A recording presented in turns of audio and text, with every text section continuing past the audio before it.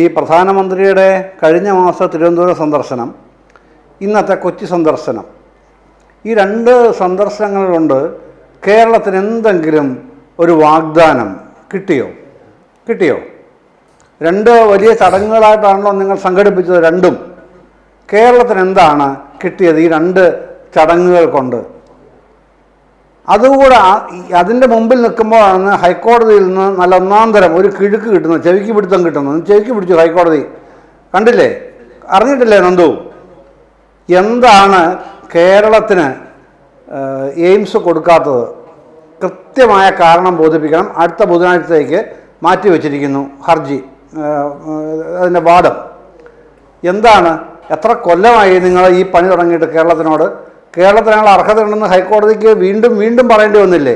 കേരളത്തിന് അർഹത ഉണ്ട്, നിങ്ങളെന്താണ് കൊടുക്കാത്തത്? അപ്പോഴാണ് കേന്ദ്ര ഗവൺമെൻറ്റിൻ്റെ ബന്ധപ്പെട്ട അഭിഭാഷകൻ പറയുന്നത് കേരളം വേണ്ടത്ര കാര്യങ്ങൾ പാലിച്ചിട്ടില്ല, നിർദ്ദിഷ്ട കാര്യങ്ങൾ പാലിച്ചിട്ടില്ല.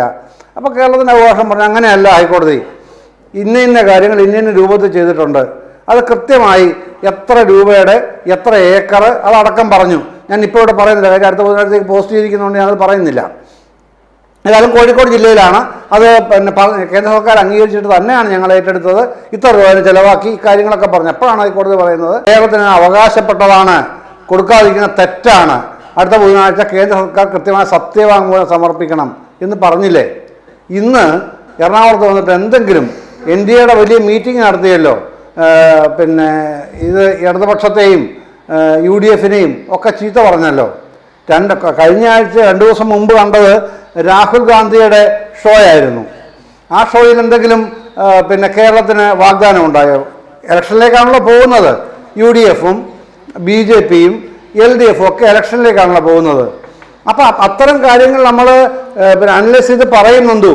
അന്നേരം ഞാൻ പാർഷ്യാലിറ്റി ആണെന്ന് എന്തടിസ്ഥാനത്തിലാണ് നിങ്ങൾ പറയുന്നത്?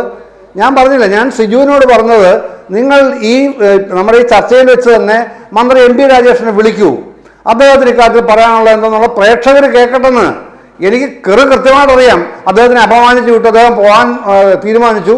അത് കാറിൽ കയറിയപ്പോൾ ഉദ്യോഗസ്ഥർ പറയുന്നത് സർ ഞങ്ങൾക്ക് നിർദ്ദേശം കിട്ടി, താങ്കൾ ആധാർ കാർഡ് കാണിക്കണ്ട, കയറണം എന്ന് പറഞ്ഞിട്ടാണ് കയറുന്നത്. അപ്പം ഞാൻ പിന്നെ കൈരളി പ്രേക്ഷകരെ തെറ്റിദ്ധരിപ്പിക്കുകയാണെന്ന് അതിനെ സംബന്ധിച്ച് യാതൊരു കാര്യവും അറിയാതെ നന്ദു അങ്ങ് എസ്റ്റാബ്ലിഷ് ചെയ്യാൻ ശ്രമിക്കുന്ന എന്ത് അടിസ്ഥാനത്തിലാണ്? അങ്ങനെയൊന്നും അല്ലല്ലോ കണ്ടത്. പിന്നെ താങ്കൾ പറഞ്ഞ നന്ദു പറഞ്ഞ ദേശീയപാതയുമായി ബന്ധപ്പെട്ട കാര്യം, അത് എനിക്ക് ഡയറക്റ്റ് അറിയാവുന്ന കാര്യമാണ് ഞാൻ പറഞ്ഞത്. വേണമെങ്കിൽ താങ്കൾക്ക് നന്ദുവിനും MP രാജേഷിനെ വിളിച്ച് ചോദിക്കാം എന്താണ് താങ്കളുടെ അനുഭവം എന്നുള്ളത് ചോദിക്കാമെന്നേ. അല്ല, ഞാൻ ഒരു എല്ലാ ദിവസവും 5-6 പത്രം വായിക്കുന്ന ഒരു സാധാരണക്കാരനാണ്. അത് വിട്ടുകളയൂ, അതിരിക്കട്ടെ. പിന്നെ ഈ താങ്കൾ പറഞ്ഞ ഈ കാര്യം നിൽക്കൂ താങ്കൾ പറഞ്ഞ ഈ പിന്നെ നമ്മുടെ NH-66 കാര്യം 30 മീറ്റർ എന്നാണോ പറഞ്ഞത് LDF? ഒന്ന് കാണിച്ചു തരാം ഏതെങ്കിലും രേഖയിൽ. CPMന്റെ സംസ്ഥാന സെക്രട്ടറിയായ പിണറായി വിജയനാണ് പറഞ്ഞത് കേന്ദ്ര സർക്കാർ ആവശ്യപ്പെട്ടത് 60 മീറ്ററാണ്, നമുക്കത് പറ്റില്ല. 30 മീറ്റർ എന്നാണ് ഉമ്മൻചാണ്ടി പറഞ്ഞത്, അതും നടക്കില്ല, നമുക്ക് 45 മീറ്റർ തന്നെ എടുക്കണം എന്ന് തീരുമാനിപ്പിക്കുന്നത് സർവകക്ഷി യോഗത്തിൽ പിന്നെ ഈ ശാഠ്യത്തോടുകൂടി പിണറായി വിജയൻ സ്വീകരിച്ച സമീപനമാണ്. അതുമായി ബന്ധപ്പെട്ട രേഖകൾ ഇപ്പോഴും ഓപ്പണാണ്. പിന്നെ അതിന് ഞാൻ ഒരു കാര്യം അങ്ങോട്ട് ഒന്നുകൂടെ പറഞ്ഞു, റെഫറൻസിന് പുസ്തകം കൂടെ പറയാം. ഉമ്മൻചാണ്ടിയുടെ 50 വർഷങ്ങൾ എന്ന് പറഞ്ഞ് 2016 ഫെബ്രുവരിയിൽ PRD ഇറക്കിയൊരു പുസ്തകമുണ്ട്. അതിനെ സംബന്ധിച്ച് നിയമസഭയിൽ ഇതുമായി ബന്ധപ്പെട്ട ചർച്ചകളാണ് പറയുന്നത്. അതിൽ ഒരു ഘട്ടത്തിൽ ഇത് കടന്നു വരുന്നുണ്ട്. അതിൽ പിണറായി വിജയൻ ഇല്ല, കാര്യം അദ്ദേഹം പിന്നെ MLA അല്ലല്ലോ. പക്ഷേ കോടിയേരിയൊക്കെ ഉണ്ട്, G സുധാകരനെ പോലുള്ള ആൾക്കാരൊക്കെ ഉണ്ട്, ചർച്ചയൊക്കെ അതിനകത്ത് വരുന്നുണ്ട്.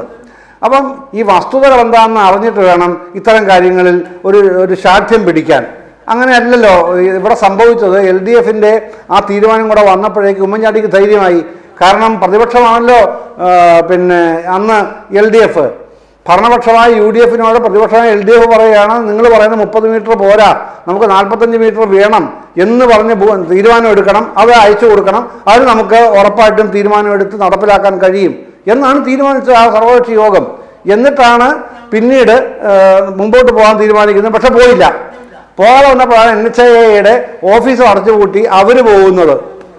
പിന്നീട് പിന്നെ LDF സർക്കാർ അധികാരത്തിൽ വന്നതിന് ശേഷമാണല്ലോ ഇതെല്ലാം നടന്നു വരുന്നതും ഇപ്പോൾ അതിൻ്റെ ഒരു പൂർത്തീകരണത്തിലേക്ക് എത്തുന്നതും 2 ഘട്ടം കഴിഞ്ഞു. ഇനി 4 ഘട്ടങ്ങൾ വേറെ കിടക്കുന്നു, 5 ഘട്ടങ്ങൾ വേറെ കിടക്കുന്നു പൂർത്തീകരിക്കാനായിട്ട്. അത് ഈ വർഷം തന്നെ പൂർത്തീകരിക്കുന്ന 5 ഘട്ടങ്ങൾ, അടുത്ത വർഷം പൂർത്തീകരിക്കുന്ന 2 ഘട്ടം, അങ്ങനെയാണ് നിൽക്കുന്നത്. അപ്പം ആ നിലയിൽ ക്രമബദ്ധമായി തന്നെ ചെയ്ത് പോരുന്നുണ്ട്. അതിൽ ഈ പൊതുമരാമത്ത് വകുപ്പ് മന്ത്രി മുഹമ്മദ് റിയാസ് വഹിക്കുന്ന പങ്ക് നേതൃത്വപരമായ പങ്കാണ്. നന്ദു, നിങ്ങൾക്ക് എവിടെയും അന്വേഷിക്കാം. ഞാനൊക്കെ അനുഭവസ്ഥനാണ്. ഒരു കാര്യം വിളിച്ച് പറഞ്ഞാൽ ഇങ്ങനൊരു പ്രശ്നമുണ്ട് കേട്ടോ എന്ന് വിളിച്ച് പറഞ്ഞാൽ അത് ഉടനെ അഡ്രസ്സ് ചെയ്യാൻ ആ ഓഫീസിൽ ആളുണ്ടെന്ന് അവരുടനെ ബന്ധപ്പെട്ട ഉദ്യോഗസ്ഥന്മാരോട് ഇങ്ങനൊരു വിവരം കിട്ടിയിട്ടുണ്ട്, നിങ്ങൾ പോയി ഉടനെ അന്വേഷിച്ച് റിപ്പോർട്ട് ചെയ്യൂ എന്ന തരത്തിൽ മോണിറ്റർ ചെയ്യുകയാണ് ആ പൊതുമരാമത്ത് വകുപ്പ് മന്ത്രി. അദ്ദേഹത്തിന് ആവശ്യമില്ല, അദ്ദേഹത്തിൻ്റെ ഓഫീസിൽ അതിൻ്റെ കാര്യമില്ല. കാരണം ഇത് NHAI ചെയ്യുന്ന വർക്കാണ്, കേന്ദ്ര സർക്കാരിൻ്റെ കീഴിലുള്ള ഏജൻസിയാണല്ലോ NHAI. എന്നിട്ടും സംസ്ഥാന പൊതുമരാമത്ത് വകുപ്പ് മന്ത്രി വഹിക്കുന്ന നേതൃത്വപരമായ പങ്ക്, ആ ഓഫീസ് വഹിക്കുന്ന പങ്ക് അതുമായി ബന്ധപ്പെട്ടിട്ടുള്ള എല്ലാവർക്കും അറിയാം. പക്ഷെ എന്നിട്ടും അതിൻ്റെ ഉദ്ഘാടനം വരുമ്പോൾ ഇവിടെ ആർക്കും കൊതിക്കറവൊന്നുമില്ല. പ്രധാനമന്ത്രിയുടെ കൂടെ വേദിയിൽ പങ്കെടുത്ത് കസേരയിലിരുന്ന് അങ്ങോട്ടും ഇങ്ങോട്ടും നോക്കി പുഞ്ചിരിച്ചില്ലല്ലോ എന്നുള്ള കൊതിക്കറവൊന്നുമല്ല. കേരളത്തിൻ്റെ അവകാശത്തെയാണ് നിങ്ങൾ ഹനിക്കുന്നത്. ആ അവകാശം കേരളത്തിന് ഉള്ളതാണെന്നേ. അത് കേരളത്തിന് അവകാശപ്പെട്ടൊരു കാര്യം നിങ്ങൾ ഹനിക്കുമ്പോൾ അത് ചൂണ്ടിക്കാണിക്കപ്പെടും. ഇത്തരം ചർച്ചകളത് വിമർശന വിധേയമാക്കപ്പെടും. അതല്ല വേണ്ടത്. ജനാധിപത്യം എന്ന് പറയുന്ന ജനാധിപത്യത്തിന് സൗന്ദര്യമാണല്ല നന്ദു. നിങ്ങൾ പറയുന്ന ഏകാധിപത്യപരമായ മുഴുവൻ കാര്യങ്ങളും ഞങ്ങൾ വിനീത വിധേയരായി അനുസരിച്ച് കാണണം, ബാക്കിയുള്ള പ്രജകൾ മുഴുവനും എന്ന് പറഞ്ഞാൽ ജനാധിപത്യത്തിൽ നടപ്പുള്ള കാര്യമല്ല. അത് വിമർശന വിധേയമാക്കപ്പെടും.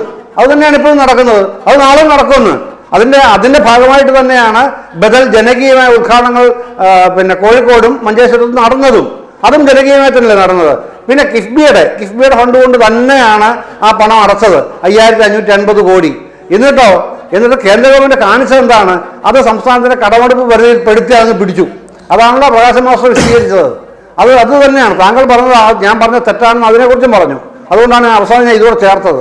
ഇതാണ് വസ്തുത. ഇത്തരം വസ്തുതകൾ നമ്മുടെ മുമ്പിൽ നിൽക്കുമ്പോഴാണ് ഞങ്ങൾ കണ്ണടച്ച് അതെല്ലാം ഇരുട്ടാണെന്ന് കണ്ടോളണം. അത് താങ്കൾ കണ്ണടച്ചാൽ താങ്കൾക്ക് ഇരുട്ടാവും, എനിക്കിരുട്ടാവില്ല.